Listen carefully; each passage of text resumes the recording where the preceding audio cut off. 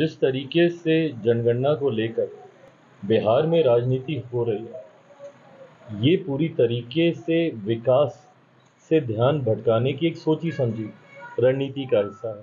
मुख्यमंत्री नीतीश कुमार जी या बिहार की महागठबंधन के सरकार के पास सरकार के द्वारा किए गए कोई भी ऐसे विकास के कार्य नहीं है जिनको गिनाकर ये जनता के बीच जाए। ऐसे में एक नया शगुफा छोड़ा गया कि हम जातिगत जनगणना हम कराएंगे। ये एक ऐसी जनगणना है जो संभवतः एक बंद कमरे में बैठकर कर दी गई है। भाई, हम लोग भी प्रदेश भर घूमते हैं, हम लोग भी बिहार के कोने कोने, हर पंचायत, हर गांव जाने का हम लोग कर रहे हैं, तो हम लोग को भी अंदाज़ा है कि भाई किस जगह है। ये दर्शाता है कि एक जाति विशेष या संभवतः एक समीकरण विशेष को लाभ पहुंचाने की दृष्टि से इन आंकड़ों को साझा किया गया है। कई ऐसी अन्य जातियां हैं, अनुसूचित जाति जनजाति में कई ऐसी छोटी जातियां हैं जिनको कमतर करके इसमें दिखाने का काम किया गया।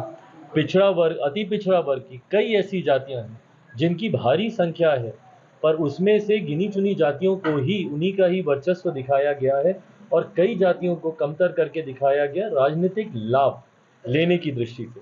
इसीलिए लोक जनशक्ति पार्टी रामविलास पूरी तरीके से इन आंकड़ों को नकारती है।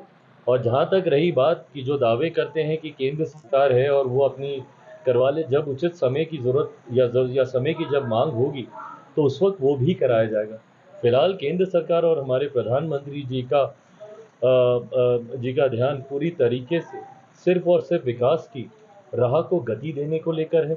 जिस तरीके से वो सबका साथ, सबका विकास की वो बात करते हैं, तो ऐसे में वो जातियों में बांटकर विकास के कार्यों को धरातल पर उतारने की सोच हमारे प्रधानमंत्री की नहीं। मुख्यमंत्री ज़रूर जात पात धर्म मजहब की राजनीति करते हैं, दलित को महादलित कर देना, पिछड़ा को अति पिछड़ा कर देना, अगड़ा पिछड़ा औरतों और महिला पुरुष तक में ये समाज को बांटने का ये प्रयास करते रहें, तो बांटने की राजनीति मुख्यमंत्री जी की रणनीति का हिस्सा हो सकती है। केंद्र की सरकार देश के 140 करोड़ आबादी को एक साथ लेकर चलने का काम करती है। बिहार की भी अपेक्षा यही है कि भाई आप जाति से नहीं, आप व्यक्ति को सिर्फ बिहारी समझकर 13 करोड़ बिहारियों को आगे लेकर जाने का काम करें।